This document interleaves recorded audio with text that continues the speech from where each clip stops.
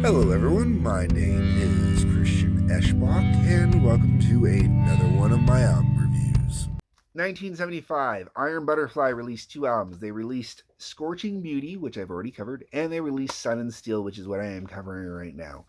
Sun and Steel was the next natural progression and should have been the next album instead of Scorching Beauty. If Scorching Beauty had followed after Sun and Steel, I'd still have the same opinion of Scorching Beauty that I have, but I think the natural progression would have seemed a little more natural. Scorching Beauty was way. If you watch my review, go watch my review. No spoilers. Sun and Steel, though, really is honestly a unique album. When I was reading up details online about Sun and Steel, I was really kind of surprised at the reception to it back in the day and how much it was kind of meh on.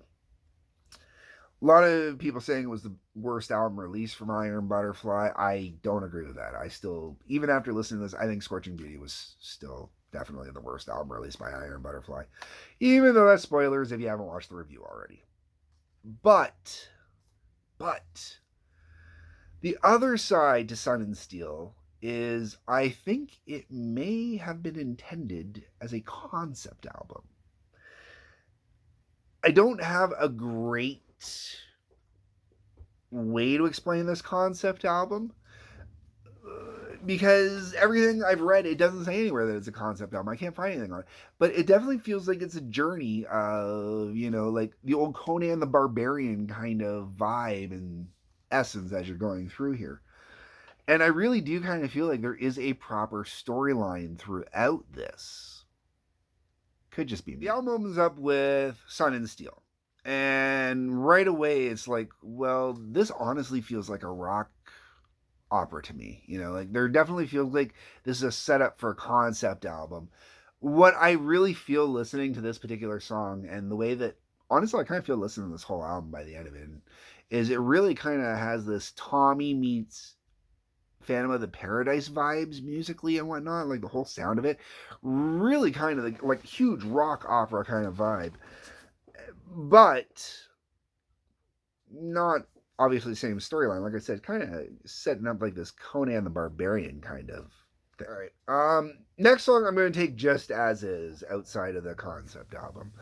And one, if you're a regular one of my viewers, you know how much I love Talkbox. So right away when I get to the song Lightning, I'm already hooked because it's got some great Talkbox use right at the beginning.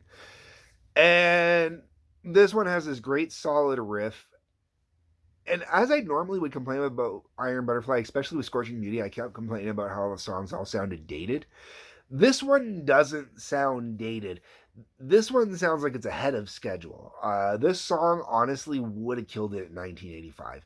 If someone had done this song in 1985 and they swapped out the organ for either synths or pianos, this would have been a top 10 hit easily. It's just that solid of a song and that good of a song. It really, another one of those songs from Iron Butterfly that I think has been highly overlooked and highly underrated. And, I really think almost 50 years later, it should become a major hit.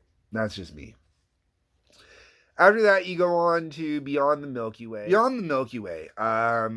All right, so we're gonna go two with this. At this point, you can definitely still feel more of that concept album going on. Like Sun and Steel feels like it was a setup. Lightning feels like it's kind of this early kind of odd, getting the barbarian intrigue going on. Beyond the Milky Way, we're now getting into that whole dreaming about going out there and exploring and all this other stuff. That point right before all the action starts up. But what's really interesting about this song is, holy shit, this is a power ballad. And this is not just a power ballad. This is kind of like one of those power ballads that kind of crushes all power ballads. This predates Kiss's Beth, which is often quoted as being one of the first power ballads, by a year. Beth was released in 76. This was released in 75. Predates by a whole year. Crushes Beth as a power ballad. And what's really interesting is if you're really listening, you can hear that there was definitely a little borrowing from Elton John or they borrowed from Elton John a little bit on this one. Because there's definitely a vibe in there. You can feel a little Tiny Dancer. But it works. It's not a rip off of Tiny Dancer. Like I said, it's more of an exploration off of kind of Tiny Dancer. Really dig it. Really works on this song. Like, I mean, I really get into this one. Then we go into Free. I don't like the weird sci-fi synths on this one, but at this point, I'm pretty sure that there's more to this than just a good rock album. I honestly haven't had this album long enough to pick it apart and go exactly where the story is, but Free is kind of like going on with the story still, like Sun and Steel, going into Lightning, going to Milky Way, that whole dreaming and whatnot going on that I was talking about. Free would kind of be that point where it feels like, that free from bondage, that free from, they escaped, they ran away, they got away from their evil master kind of thing. It's kind of where Free goes for me. The whole way around, I don't mind the song. The song just kind of feels like it's fitting and filling in the story here. Then we get to Scion. Okay, this is a damn good cut. Really good cut. Has a very big Blue Oyster Cult kind of vibe to it.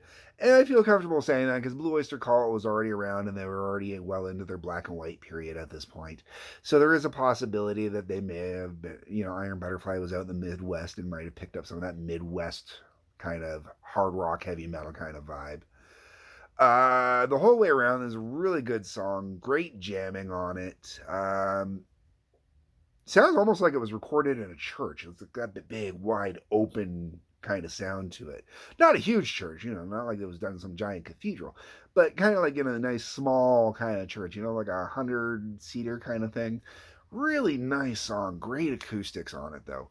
The whole song in general is fantastic. Like, I really love when it gets into the jamming bit on it. Really, really, really choice. After that, we go to Get It Out. If this song had had Philip Taylor Kramer, who's one of the guys that does vocals, he's the one that tends to do the more, I don't want to say manly vocals, but more of the low end, low register kind of vocals, less like someone stepping on his balls and he's getting off on it. And no warble. You know how I feel about the warble if you've been watching these Iron Butterfly reviews.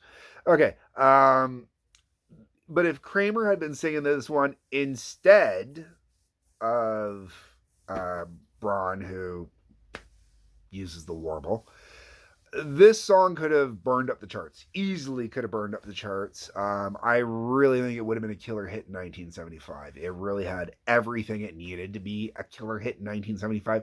The vocals were just wrong. And that goes with showing how much vocals can honestly affect a song. That warble is what dates this song and makes it sound out of touch. You went with straight ahead vocals, it would be brilliant. This would have rivaled almost every other rock band I know that was released an album in 75, or, any song I know of that was released in 75. This song would have rivaled Welcome to My Nightmare, okay, folks? That's how serious I am about this. If they had had better vocalists on this song could have easily rivaled a good chunk of that album. And you know how I feel about Alice Cooper. All right. I'm Right, I'm Wrong goes after that. This is another song that's just really kind of brilliant. Really continues to push the idea of the rock opera. Scion would be, that middle point in a rock opera where, you're kind of balancing. You're past that freedom phase. You're kind of in that mid phase. Now you got to get ready to go on your whole journey phase. Get It Out is kind of going into that journey phase. I'm Right, I'm Wrong is, at this point, this is where you get into the complexity and the nuances, where after you've been out exploring what's going on in the world, you're starting to question yourself. Am I right? Am I wrong? I'm right and I'm wrong. Like, the world is not black and white. There's so many nuances, so many shades of gray. Or, to quote a certain band that I love, there's so many shades of black. All right. But I'm Right, I'm Wrong really kind of helps keep pushing that narrative forward. And I really still feel like it's a concept album. It's not a tight concept album. I think it could have been tighter, but it was getting really close. Then you hit Watch the World Going By. This song works exactly at this point on this album and really, once again, has me thinking it's a concept album. However, the title tells you everything you need to know about how this song is actually going to sound, watching the world go by. It sounds like, title-wise. Good tune. But, it's definitely talking about that adventure, going through all these adventures and watching the world go by. It's kind of like that grand kind of summary, the misty water, end of days. And then the album finishes with Scorching Beauty. Scorching Beauty, this title would imply that this song ended up on the wrong album, but it actually totally belongs on this album. It closes off the album in a way that feels perfect. Musically, it's intense, it's episodic, it's exploratory, it's immersive. I love a great epic-y kind of song at the end of an album. This one really does it. Going with that whole concept album, watching the world go by would be kind of that, like I said, that misty water, looking back over all the adventures kind of thing. Scorching Beauty is, the way I see it is waking up that last sunrise. Like, your time's done. You've lived your life. You've been mortally wounded in battle, or you've lived your life, or you're at the end. You're not gonna make it much longer. And Scorching Beauty to me is that you go out there to watch your last sunrise, or it could even be your last sunset, but I think the last sunrise is even better in this one case. And you watch that sun coming up over the plain and crosses that horizon, and there is that moment where the sun comes over the horizon where it just scorches the whole ground, scorches your eyeballs, gives you that scorching beauty. And it sets off this album perfectly.